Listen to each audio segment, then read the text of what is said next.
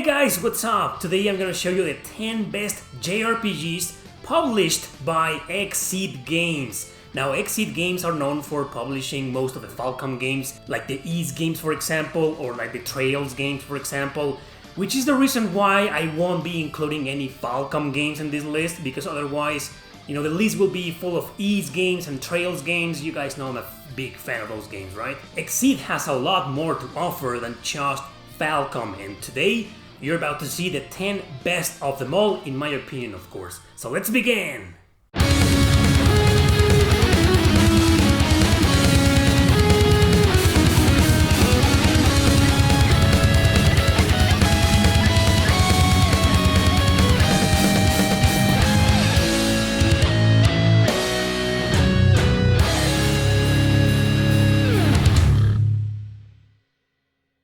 Number 10. Ragnarok Odyssey Ace. I was gonna put Pandoras Tower here, but for the love of me, I can't get into its motion controls. Great game for sure, but I picked instead Ragnarok Odyssey.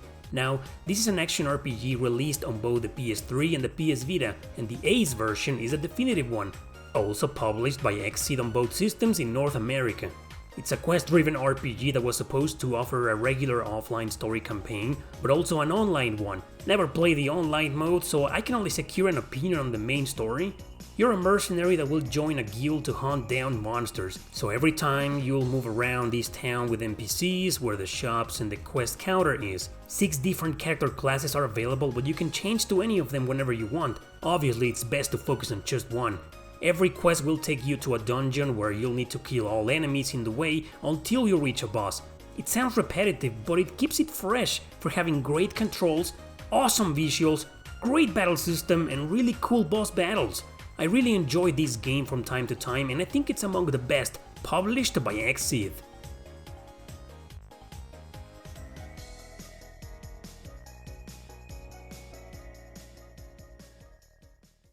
Number 9. Sola to Robo Red the Hunter. Despite being one of the rarest Nintendo DS RPGs, it's actually quite unique. XSeed published the North American version while Nintendo and Namco did so to the rest of the world. You take the role of Red, a hunter that travels around the world piloting his mech. On the first mission of the game, he encounters a mysterious young Neko and saves him. But by doing this, he gets dragged into a dark plot with the truth of this steampunk fantasy world behind it. The game plays a lot with 2D and 3D perspectives, but it's an action RPG where you'll control the mech Red pilots. Gameplay revolves in exploring dungeons or areas from point A to point B while solving some puzzles and fighting enemies. You'll visit a town where you'll get most of your quests. These quests are needed in order to increase your hunter rank and advance with the main story. Matches are a part of these quests where you'll fight on one-on-one battles. The funniest part is that you can grab your enemies and throw them violently wherever you want, something you can also do while fighting enemies in certain areas. This is an excellent game, but it's only available on the Nintendo DS, remember that.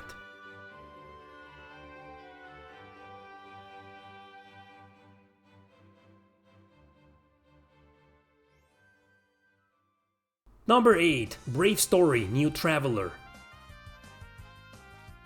Another exclusive is Brave Story, but on the PSP. It's a sequel to a book with the same name, developed by Game Republic, same people responsible for Folklore.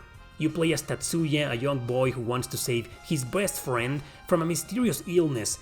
By doing so, he travels to a fantasy world where he'll get involved in a drama between races. All this in order to get 5 gems for his Traveler Sword and get back to his world to save his friend. So Brave Story is a very traditional style RPG. You'll meet one character at first, travel to towns, with an overworld in between, meet another party member, and so on. It's a turn-based RPG with a pretty simple mechanic, but with a small touch of originality too. Fans of old school RPGs will definitely find their nostalgia here, as it plays very similar to most of them. Compelling story, likable characters, nice music, good controls. It's pretty much a great JRPG out there.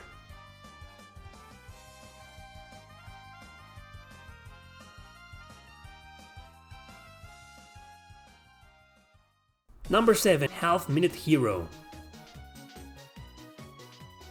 This is one of the dumbest video games I've ever played, but dumb in a very good way. It's so silly, it never takes itself seriously. Your character is the chosen hero by a conniving goddess who wants you to stop all the evil lords terrorizing the world. Each part of the world you'll visit will be played as a stage where you'll be able to run around and fight enemies to level up. Once you feel strong enough, you can challenge the boss, but not after solving a few small puzzles first. The gist, however, is that you will only have 30 seconds to do all of this.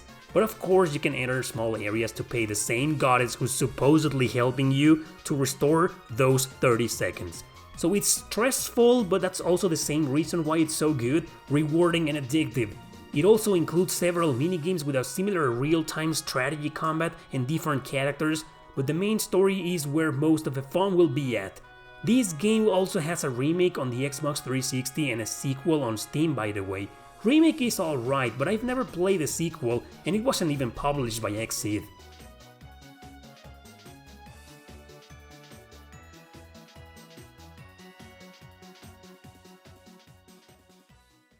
Number 6. Wild Arms 4. It still stands today as one of the least beloved titles in the series, but that doesn't make it a bad game. In fact, it's pretty damn decent. I enjoyed it and finished it and still recommend it. What people didn't like was the sudden change in the battle system from regular turn-based to an elemental hex system. You move on these hexagons in order to utilize the attributes in your favor. Both enemies and allies can stand on the same hexes together, which can be either an advantage or a disadvantage. It's always best to have your characters in a separate hex unless you want to heal or buff them all at the same time. Another thing fans disliked was that the Wild West vibes that characterized the series was kinda gone. It focused more on a modern setting with science fiction elements. In fact, it follows Jude Maverick, who's living in a sphere town floating in the sky above Filgaia. Upon being invaded by the army and rescuing a kidnapped girl called Yuli, they'll join forces with other characters to travel Filgaia and fight off the army. Don't turn down this game just because it's different. It's still a good game despite being a bit of a black sheep in the Wild Arms family.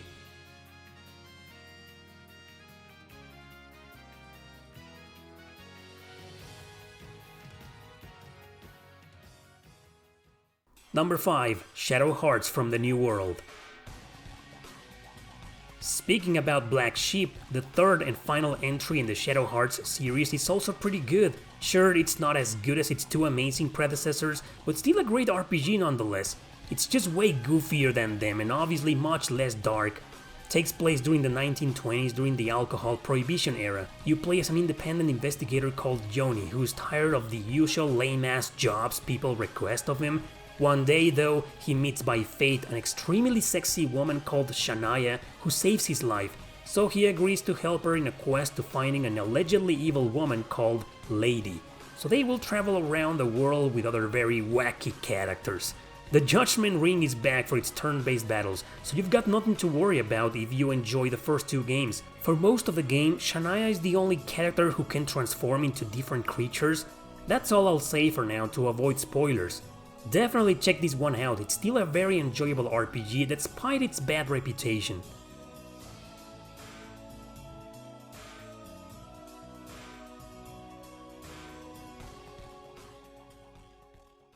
Number 4. Lord of MAGNA, Maiden Heaven.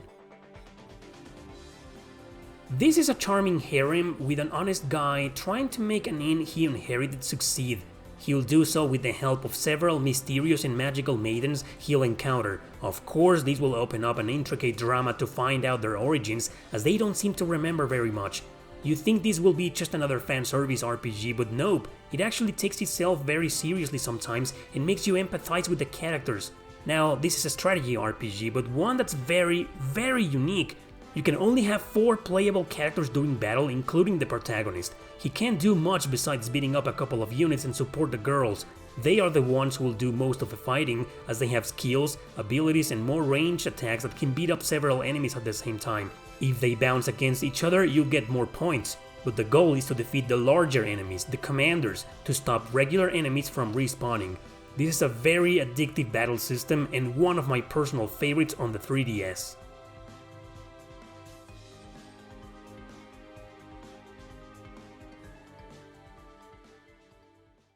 Number 3. Lunar, Silver Star Harmony. The very last version ever released for this Sega CD classic, a full 3D remake on the PSP, and in my personal opinion, the best version of it to play. It includes a short prologue with the characters of legend in a historically important boss battle at the beginning. Story is the same about Alex and friends going around the world on his trials to become a true Dragon Master. It was published in Europe and Australia by the developers themselves, Game Arts. The battles here obviously have a better interface and controls, characters will still move around depending on the enemy you choose to attack and so on. Sprites were redrawn, music was remastered, difficulty was rebalanced. It's honestly a great work for a remake of such an important game in RPG history.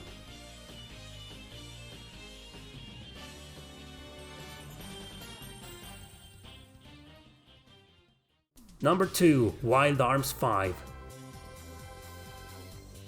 The last main title in the series before a couple of spin-offs ruined it, this is my personal favorite of them all. It retained the hex battle system seen in 4, but improved it greatly. Fortunately, it went back to the Wild West formula, still combining the usual sci-fi elements. This time you'll witness the travels of best friends Dean and Rebecca upon finding the amnesia girl Avril. So part of the journey will be to find out who she is, while the other part will focus on Dean's dream to become a drifter. The gameplay is back to a traditional style of going from town to town, with an overmap and several locations full of puzzles and monsters.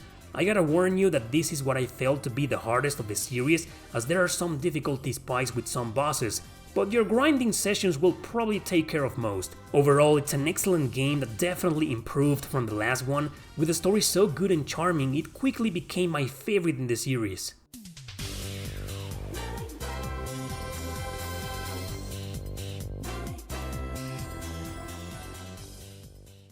Number 1, The Last Story. I feel that I've covered this game enough times this year, still craving for a remaster or some kind of modern re-release. It's still an exclusive on the Wii, developed by Sakaguchi's Mistwalker company. Action RPG where you control a group of mercenaries hired by the Empire to aid them in a war. Great plot and writing here, very reminiscent of the old Final Fantasy games. The gameplay is also traditional, but there's only one big castle town where most of the game will take place in. Several missions will have different objectives, often involving the use of a variety of skills from your characters or from the protagonist himself. I swear this game never gets old, and there's always something fresh around the corner to keep the player immersed. In my opinion, the best RPG ever published by XSeed Games so far.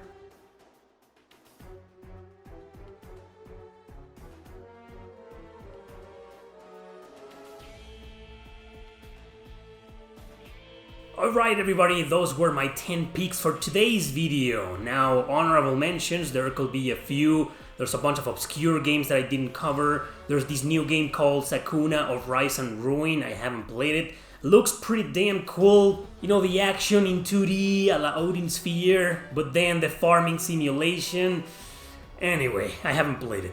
So that's all for today, people. Thanks for watching. Don't forget to subscribe and share this video with your friends. See you next time!